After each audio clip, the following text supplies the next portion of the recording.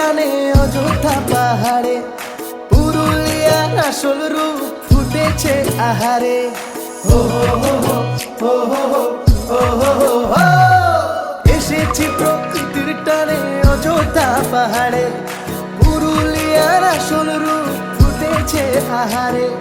প্রাণ খোলা এই রিসর্টে পাই যে বাড়ির স্বাদ, চাঙ্গা হবে সবার মন কাটবে অবসাদ। প্রাণ খোলা এই রিসর্টে পাই যে বাড়ির স্বাদ, চাঙ্গা হবে সবার মন কাটবে অবসাদ।